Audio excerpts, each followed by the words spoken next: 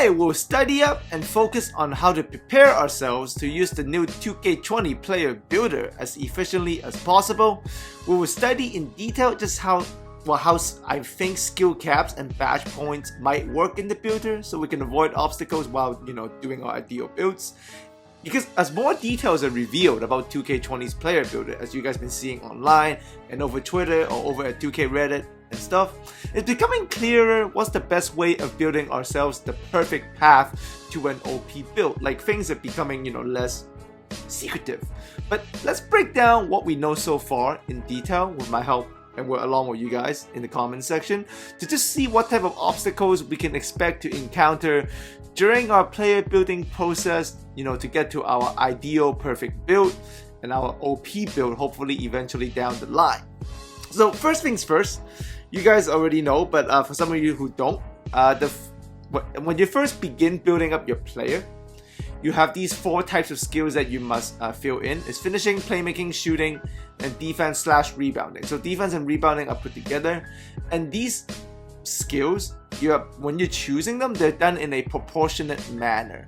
So you're not really ordering them in a fashion where you're like, oh, my player is gonna have finishing as his primary, playmaking as his secondary, and shooting as his third. It's not like that. Think of it more of it as like a pie chart kind of deal, where you're sorting them out in percentages.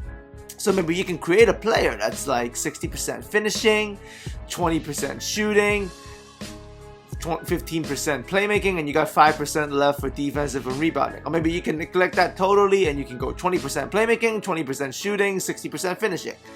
And how you distribute these percentages in your pie chart of these 4 categories, it's gonna control those skills you see.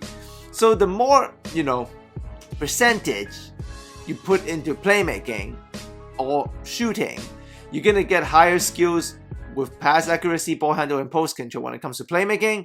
And if you put a lot of your percentage points into shooting, you're gonna get a lot of mid-range shot, 3-point shot, free throw, and post fade.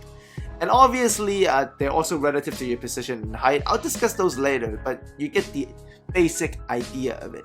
But once you've done this part, right, you move on to that other part where it's like you're gonna get 439 attribute upgrade points to increase your skill caps, because you're gonna get a cap once you finish that first part. Well, I believe though these attribute points likely aren't applied at a 1-to-1 scale for every type of skill, because if they are, that means, like, otherwise you're gonna have every player, no matter what build they have, to have a 99 free ball as their potential cap, right? Because if I'm building a player, I might put a lot of the initial percentages into defending, but since you're giving me 439 free points, I'm just gonna shove it all into shooting. And that's not how the game's gonna be. And 2K actually has restrictions into this, and I believe, let me show you what I think the restriction is going to be like. Because this really means potential cap points and skill caps are restricted just in some form of way, right? It's not a free-for-all application where you can just increase any skill you want in any build with all 439 potential points. So through my research online, I feel like I might have figured out just how skill cap restriction is actually going to be carried out in the player builder. Like, I believe and I estimate that once you finish selecting how you want to divide your initial resources among the 4 major skill types, finishing, playmaking, shooting, and defense/rebounding, I think the game is going to give you a cap for every skill of your build, and you actually can increase these caps. Now, don't freak out though, like, allow me to explain why this is still good. Like, your potential attribute points that you get later down the line, I don't think those actually increase your overall skill caps. And what they really do is, I think these potential points just simply allows you to unlock access to these hard caps. Okay, so let me explain this with an example of a leaked player builder pick that's been going around online. So the user here in this pick, you see, here he seems to be putting in his potential points in this picture. That's why you see kind of 2 overalls for every skill. You have that basic one in the gray color, and then the other one in the other color. So one is the basic one is the one with the potential points put in. So let's just look at, at shooting. Let's look at the post fade as example. Like, the person had a hard at the beginning at 45, but then he put in potential points so that he can get as high as 81. All right, I did the math with this pick, and this user has put in a total of 410 out of the 439 potential points. Now, we can't see how many points he has put in on the very last bar. I believe it's either offensive rebounding and defensive rebounding. That's where the picture is cut off. But it does seem like he's put in over 410, so you can maybe assume he put in another 29 at the very last skill or something. So pretty much that's 410 points being put in here without seeing the last bar, and that's probably how potential points are gonna work. You're just gonna put in the points, but look really closely. Look at where I've circled that for you. Like, you see that white dash right there? Like, what is that? Like, it looks like, in this case, post control is the skill there. It's hard capped at around 85 to 88, but this user chose to not add in any potential points into it, so the skill stayed at 50. So I'm thinking maybe your skills are hard capped after part 1, and potential points gives you access to be able to, go into these caps, but you are capped off. Like, you cannot increase this cap further to any amount you like.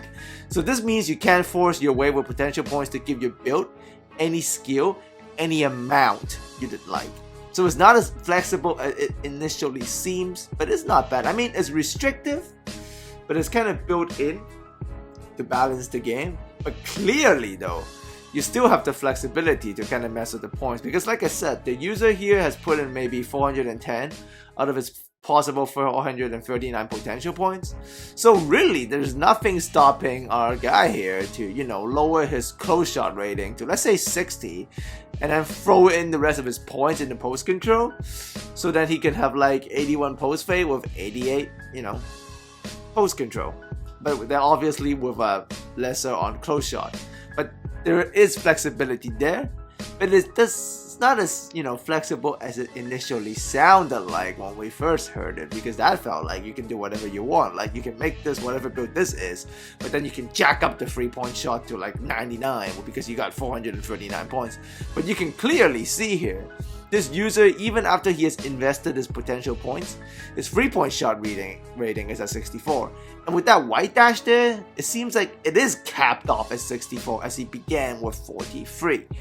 So what I'm trying to show you is potential points, even though it sounds like there's a heck of a lot of them, 439, they are still restricted by that little white line, which I believe it is the hard cap you would get after you have decided how to spread out your percentages with the 4 major skill types at the beginning of your player creation.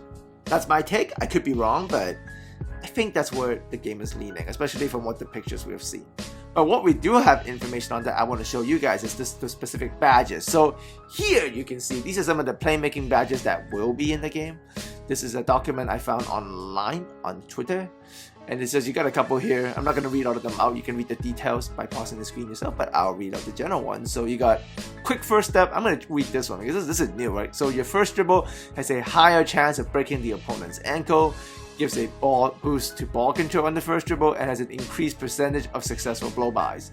We have heard blow-bys is a pretty big deal, and it's been pretty easy to do while some of the players get to test the game. So quick first step, likely it's going to be a nasty badge, and if it's only take 4 badge points to get to Hall of Fame, I mean, even if you have to grind for it, I mean, it's 4 badge points to Hall of Fame.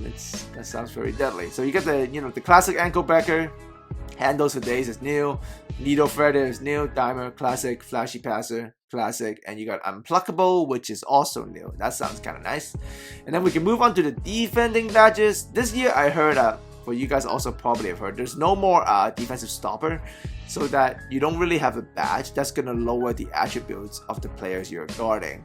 But what they did to balance that out is to have a whole bunch of defensive badges that are very situational. So that's kind of going to reward the user with good timing, good situational awareness, and a person who can read context clues, so then he does the right thing at the right time, and then he's going to be rewarded by the right badge.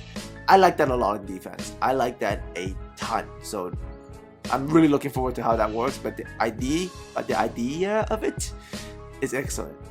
So next things up is the shooting badges. A couple of the new ones there: Space Creator, Range Extender, Volume Shooter is back, and that sounds like something that's gonna be great for our professional Bucks GG player Aerox. That's not even a knock on him. Like, he's gonna be great with this. He does this anyway, so like, I'm happy for him. He's gonna kill it with Volume Shooter. And then we got a Tireless Shooter, Deadeye. Those are classic ones. And then we also got some post badges. Those are new deep fade, deep hooks. Slashing badges, seems like there's going to be more. And once again, much like the defensive badges, they seem like they're going to be more situational.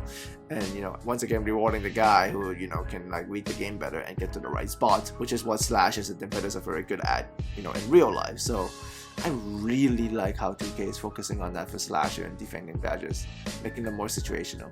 And rebounding badges, that's kind of new. Back then we only have one, but now we got a couple of them. So better box outs, you know, rebound chaser. I like all of those. So thanks for tuning in once again. The demo is coming out later today, really, and you bet I'll be on that all day, and I'll figure out what I can for you guys. Tutorials this year it's gonna be similar to previous years, but they're gonna be more slow paced and even more, you know, detail oriented, because I have learned a lot in my experience in the 2K League. I think I have became maybe not a better player, because those guys are just, you know, they're world class, but I believe I have become a better coach and teacher, and I see the game in even more detail nowadays. So expect tutorials to come just as furious, just as fast. I mean, they're gonna be, you know, helpful, but I think they're gonna be more detail oriented, and I'll teach the skill at a slower pace, if that makes any sense. Like previously, I would have a pick and roll tutorial, you would learn it and it would make your pick and roll skill better, but that, you know, that's kind of the end of it. This year I'm gonna do the same thing. It's gonna make you better, but I think I'm gonna make maybe even like a series, like 5 to 6 pick and roll tutorial as the game goes on, as you know, I've learned more about the game. That's my focus. So hopefully you guys will enjoy my content much like every year, and obviously shout out to Bucks GG. That's the 2K League franchise I'm working with right now, so make sure you guys check that out. As always, thanks for coming by, and I'll see all of you maybe online tonight and definitely next time on my channel.